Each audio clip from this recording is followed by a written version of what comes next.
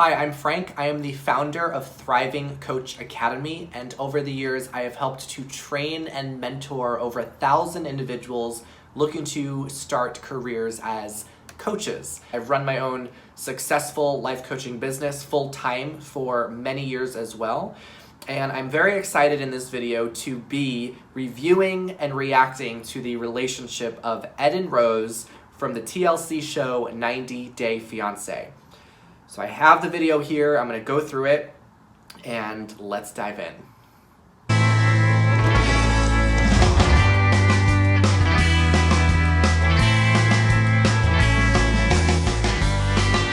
Shake it out. Perfect, okay, let's go. Hello, stop it. Oh my God, ooch, ouch. Nice. I'm Ed, I'm 54 years old. People know me as Big Ed. I'm from San Diego, California.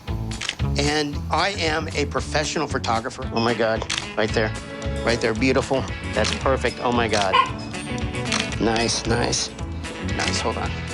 I actually gave myself the name Big Ed. Perfect. Because I have a huge personality. The step stool, oh that's funny. So far, Ed seems lovely, seems very passionate about his photography career, which is just wonderful to see. He seems very attentive and engaged with his work. So let's see what else we're gonna learn about Big Ed. And it makes me feel tall. That's the money. Nice. Also, it's funny because I'm not tall. He's got a sense of humor, that's nice. Good job. Rain. I'm actually 4'11", not in heels. I'm kidding. No.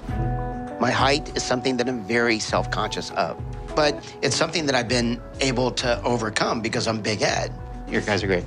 Thanks again. So I love this. One of the things that often we teach coaches, and it's important as a coach, to help your clients have a healthy relationship with their self-doubts. And by Ed recognizing that he's insecure about his height, and flipping it, giving it a funny spin by giving him the nickname Big Ed, even though he knows that he's not tall, I think is really wonderful and has just allowed him to move through life with more confidence. So I'm appreciative of how Ed sees himself and the confidence that he has, even though he feels this insecurity about his height. Thanks again. You're welcome. You guys are awesome. Teddy, this is not about you. Teddy is my best friend. Good boy. I cannot think about my life without Teddy. Love you, buddy. He's somebody that I can talk to. He's somebody that listens. I'll always have you. I'll always have my Teddy. Okay. So just by what we know about Big Ed's close connection with his dog Teddy, he said Teddy is someone he's very close with because Teddy listens. So this just shows us what Ted really looks for, what Ed, there's Ed and there's Ted, what Big Ed really cares about in a relationship, which is someone that listens. So this is just giving me little clues as to what will be important things for him when he does actually connect and meet with Rose. Go for it. My track record with relationships is not very good. I was married for 2 years, and it didn't work out because I was unfaithful. Drink some more water. Come on. It was just a stupid mistake. But I did get a beautiful daughter out of that marriage, Tiffany. She's 29 years old. We are pretty much two peas in a pod. She is just like her father, stubborn, and she's the best thing that I have created on this earth. You my buddy? You my buddy, Teddy? So I immediately appreciate Ed for his honesty and his vulnerability of talking about his infidelity from a previous marriage that he was in. It takes a lot of bravery to share that on national television. I'm in no way condoning that behavior, but it does show, as a coach, I'm listening for, if Ed were to be my client, I would be listening for what are his strengths, what are his gifts, And every person has made choices in their past that they may wish to change, and it's only after the fact when we decide to label those choices as regrets. So I wonder how much of that regret still carries a burden on Ed today in his movement forward with wanting to attract new love. So we'll have to see how that goes. After my divorce, I didn't think about having a girlfriend because of my daughter. My daughter was my life. Teddy, sit. Say your doggy prayers. Okay. Good job. Good boy. By waiting to date so long, I said to myself, I'm never gonna find love. It's me and Teddy. This is gonna be my life. She's texting me right now, telling me that she loves me. But when I met Rose, everything changed. My girlfriend is Rosemarie. She's 23 years old, and she lives in the Philippines. One day, I'm online on social media. I'm scrolling through, adding friends, and I come across Rosemarie's picture, and I'm like, oh my God. So even as Ed introduces us to Rose, he seems very excited. You could just immediately tell by his energy how much pride and love that he has for Rose, his girlfriend. So that's just lovely to see him light up as he talks about Rose. I sent her a friend request. She accepted me. And we became friends about 3 months ago. She has the most amazing, deep brown eyes. I was like, wow, I'm in love.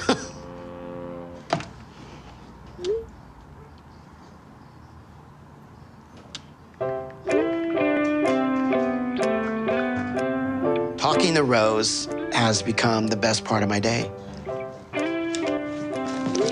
Oh, cool. So I said, look, will you be my girlfriend? Her response was, sure, I'll be your queen and you can be my king.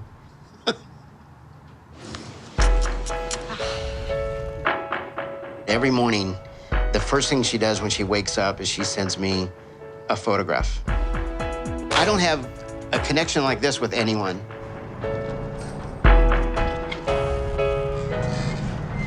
Rose is the woman of my dreams, and I can't wait anymore to meet her.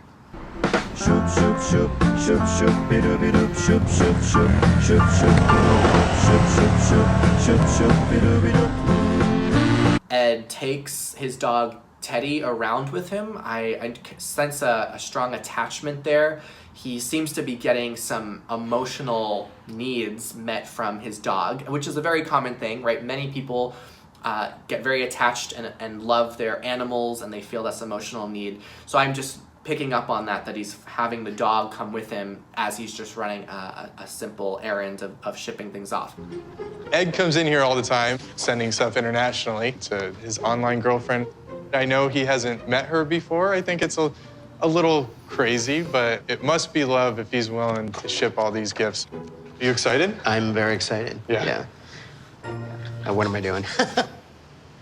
I am nervous. We're getting a lot of pushback from my friends, my mom, and Following your heart. I'm following my heart. People that I've told about Rosemarie, they're very skeptical, and some of them were very worried. Very Hey, much. good luck. Dude, I appreciate it. Best of man. luck. Thanks. All right, later. Bye.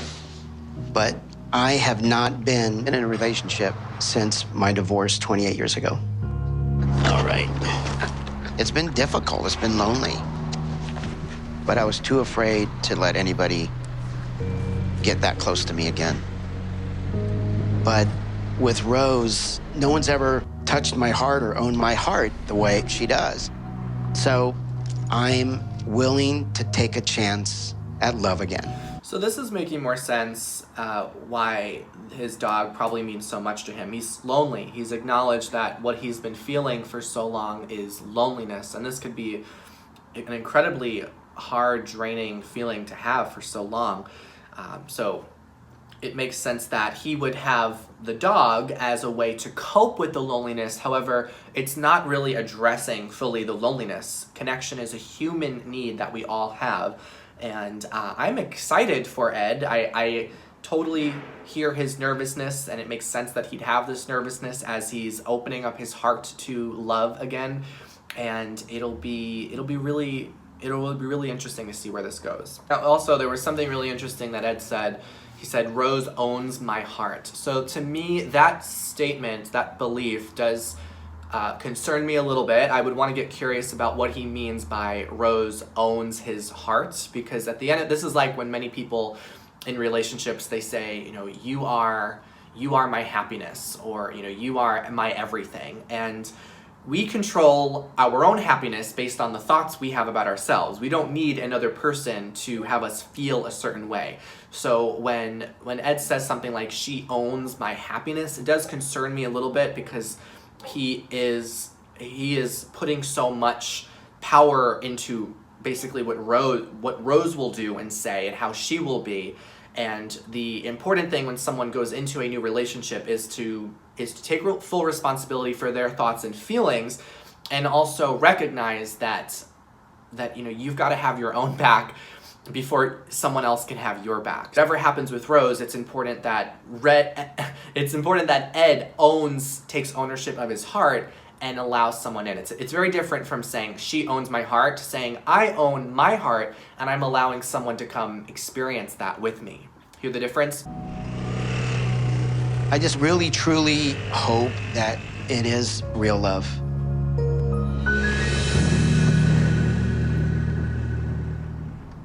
Good for him. I think that's so beautiful.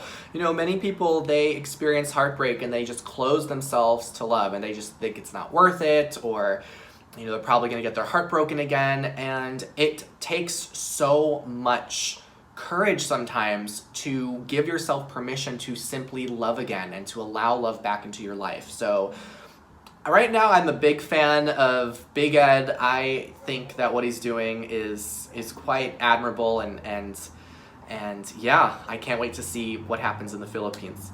So that's what I got for this episode of Life Coach Reacts. Comment below what your thoughts are about Ed and Rose's relationship, and also who you'd like me to react to next. Thank you so much for watching, and if you are curious to learn more about life coaching and how to get started as a life coach, I would love for you to grab a copy of my book. It's called Coaching 101, and it will lay out everything you need to know if you're looking to start a career as a coach. You can grab a copy for free by clicking the link in the description box below.